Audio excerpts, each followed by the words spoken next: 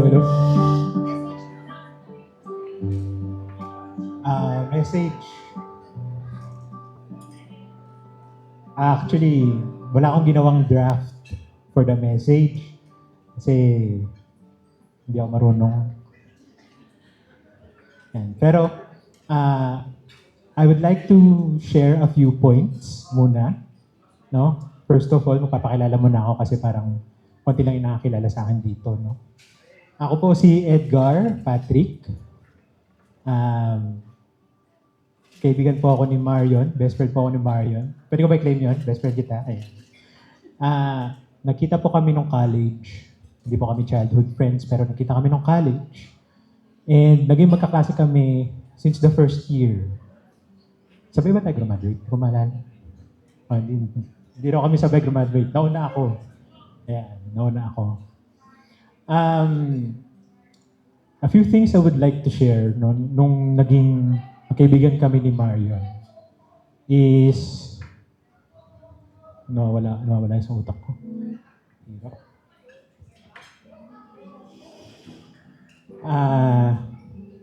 Kakaibang friend po si Mar. No, mabait siya, as we all know, mapagbigay, pero makulit. Sobrang kulit. No? Sa Mapua po, doon po kami nag-aaral, doon kami graduate.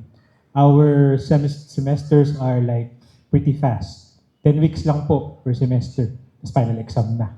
Medyo hassle. Mahirap makasabay minsan sa mga professors. So kami, mga nagko-concentrate kami, aral kami ng aral. Aral. Hindi, puro kami laro. No? We have different courses. We have the freedom to choose which courses yung titake namin. And then kami, mga practical, magagaling na students, we take the 10 a.m. course and the 10 p.m. course. No? Sa gitna, puro lalo kami. Wala kami ibang ginagawa. Pero, pag malapit na ang finals, nandiyan yung mga final projects, concentrate kami. Kasi nga, 10 weeks lang. Pagdating na mga 7, 8 week, nakatutok na kami sa projects. Busy-busy na kami. No? So nagtutulungan din kami lahat, no? Kopyahan kami. One of the projects na kailangan namin gawin, it's a team project. No? Ako yung parang lead designer ng project. So, sila Marion, tinutulungan nila ako niyan. Nagpabili akong merienda. No? Ganito po ka-friendly si Marion. Bilang merienda, paborito namin pagkain, yung noodles. Tapos, mamili ka ng toppings. Ano, naalala mo na? Naalala mo na yung kwento ko? No? Pabili kami ng toppings. Sabi ko, pre, bahala ka na sa toppings na gusto mong pakain sa akin. Dito lang ako. Gagawin ko yung project natin. No? So, bili sila. Punta sa taas, sa canteen. Mga 30 minutes, bumalik. Oo. Ang sarap nung noodles. Sobrang sarap, napunta ako sa ospital. No? Lahat ng spices ng noodles, no? Lahat ng maanghang, nilagay niya sa noodles.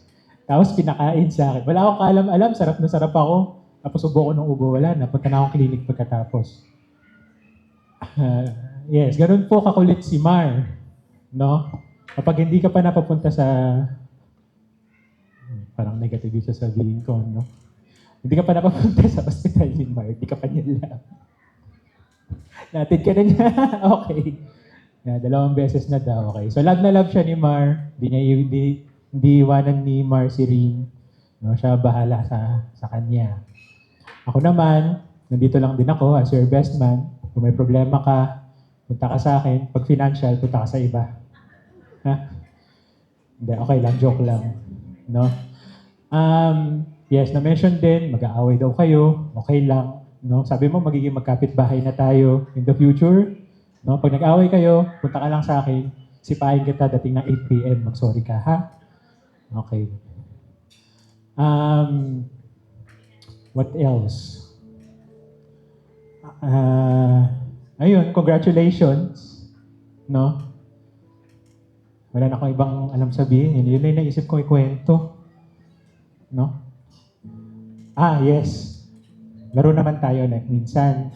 Okay? Alam niyo po ba, si Mars at si Ring, sobrang dikit na dikit niyang dalawang yan. Hindi na kami pinapansin. Joke lang. Joke lang. No, nainggit kasi ako dun sa pictures nyo. Sobrang dami niyong pinuntahan. Di man lang ako nayaya. Hindi, joke lang. No? Pag may kailangan kayo again, punta kayo sa akin. Alam niyo na kung nasaan ako. Hindi, makikinig lang ako. Tapos bahala na kayo sa solusyon mo. Okay? Para po sa lahat, para po sa lahat, no? Suportahan po natin sila. Kung may problema sila, tulungan po natin sila kasi hindi ko kaya tulungan sila. Hindi, joke lang. Ayun lang. Congratulations. Banana sa'yo. Palakpakan naman po natin si Best Man. Thank you so much.